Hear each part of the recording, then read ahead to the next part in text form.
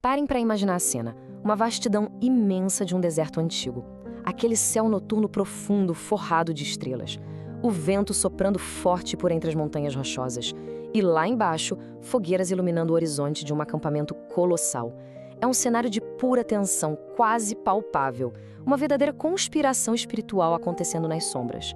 De um lado, reis aterrorizados tramando no escuro. Do outro, um povo inteiro dormindo na areia, completamente alheio ao fato de que bem ali, no topo daquelas montanhas, o destino deles está sendo disputado.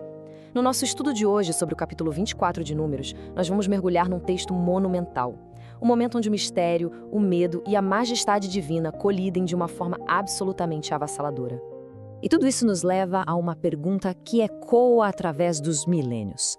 Pode o ódio humano amaldiçoar aquilo que o Altíssimo decidiu abençoar? É uma reflexão muito, mas muito profunda.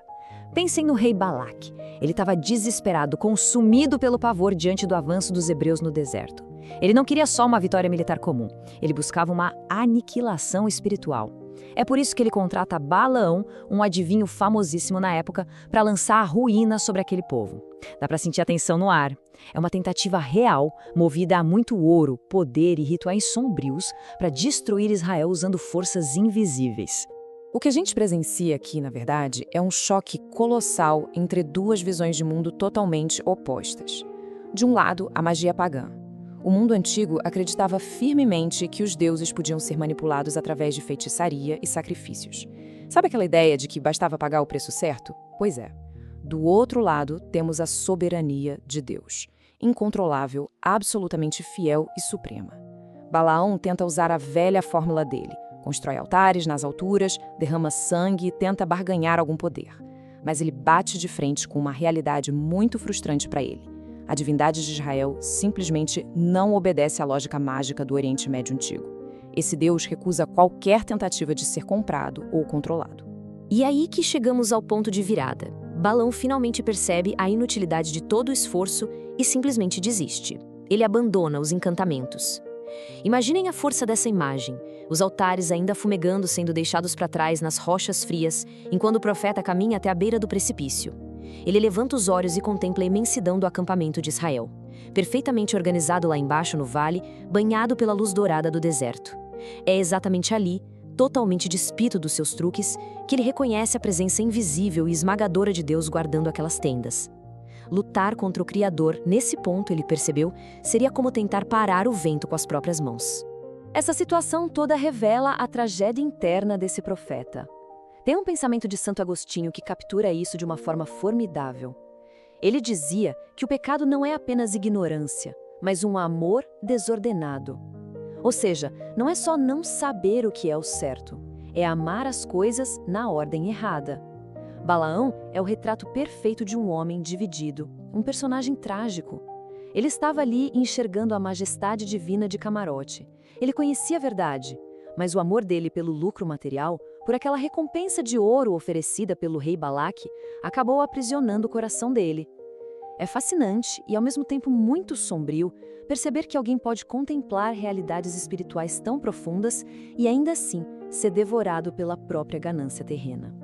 Mas olhem que beleza misteriosa acontece quando a sombra acaba anunciando a luz. O texto sagrado declara de forma rara que o Espírito de Deus veio sobre Balaão, um profeta pagão. O Criador é tão absurdamente soberano que ele utiliza ferramentas imperfeitas, profetas corrompidos e as circunstâncias mais improváveis no meio do nada para cumprir os seus propósitos perfeitos. Na verdade, ou melhor, de forma brilhante, Deus toma as rédeas da maldição que foi encomendada e a transforma num megafone poderoso para sua própria glória. Ele reina incontestavelmente, até mesmo através dos seus inimigos.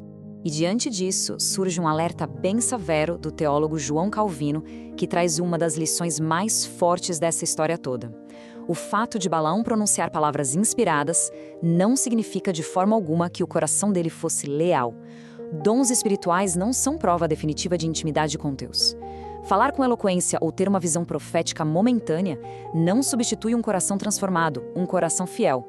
Isso faz a gente refletir muito sobre a enorme diferença entre ser usado em um momento específico e caminhar verdadeiramente em aliança com o divino, não é verdade? Então, a narrativa bíblica entra num crescendo espetacular. começa a ascensão profética. Em vez de lançar pragas e destruição, a boca de Balaão derrama uma poesia de reverência e beleza indescritíveis. Ele olha para as tendas de Israel e as compara a vales verdejantes, a jardins perfumados à beira de um rio, a árvores majestosas plantadas pelas próprias mãos de Deus. Ele anuncia uma prosperidade futura, uma proteção indomável que aguardava aquela nação. A tentativa de maldição simplesmente se desintegra no ar, sendo substituída por um anúncio grandioso de invencibilidade sob a guarda celestial. Até que nós chegamos ao ápice, o verdadeiro clímax da profecia. Uma estrela procederá de Jacó. Parem um instante para contemplar o peso dessas palavras. No meio de um céu noturno deslumbrante e silencioso sobre o deserto, essa revelação milenar é proclamada. É uma frase que corta os séculos. Ela transcende completamente aquelas montanhas rochosas daquele momento específico para anunciar a esperança máxima do mundo antigo. O advento de um rei vindouro, grandioso e definitivo, que iluminaria toda a escuridão da humanidade. Agora, para entender a força real dessa mensagem, a gente precisa olhar para as mentes daquela época. Lá no Oriente Médio Antigo, o símbolo da estrela não era só sobre astronomia. Ele carregava um significado histórico formidável. A estrela representava reis conquistadores, governantes absolutos, poder cósmico. Nas antigas inscrições reais, os monarcas frequentemente eram chamados de estrelas. Então a profecia de Balaão não era algo abstrato ou apenas poético. Tratava-se do prenúncio inconfundível de um líder colossal, um soberano ungido cujo triunfo seria irrevogável. E essa promessa ganha uma dimensão histórica avassaladora. A profecia cita a queda de nações inimigas, como Edom, delineando o surgimento de um reino triunfante. Nós sabemos que, historicamente, isso começou a se materializar com vitórias militares sob reinados como o de Davi. Contudo, o eco dessa profecia aponta para um horizonte infinitamente maior. Era a garantia divina da vitória absoluta do reino sobre todos os inimigos espirituais. Não era só sobre nações lutando contra nações, mas o triunfo estrutural, definitivo da luz sobre a maldade enraizada no mundo. E essa grandiosidade ecoa de forma maravilhosa na reflexão poética de Charles Spurgeon. É uma elevação pura da nossa compreensão. Ele interpretava esse rei profetizado como a verdadeira estrela na noite da humanidade. A esperança firme diante do caos, a luz única capaz de guiar os corações perdidos. Essa narrativa majestosa ganha contornos muito profundos quando a gente percebe que não se trata apenas de uma história antiga. É sobre a luz soberana que ainda hoje tem o poder de dissipar as trevas mais absolutas da alma e trazer ordem espiritual onde antes só existia desespero. E aqui a gente se depara com uma das ironias mais belas e tristes deste estudo. Uma promessa vista de longe. O próprio Balaão diz no texto, "Eu o vejo, mas não agora." Ele contempla o esplendor futuro de fora da promessa, e não se move. Ele vê a estrela, mas não é transformado por ela. Séculos depois, sob aquele mesmo firmamento oriental, homens sábios avistariam um brilho similar. Só que ao invés de apenas observarem, eles cruzaram desertos, seguindo aquele brilho numa busca dedicada pelo rei definitivo.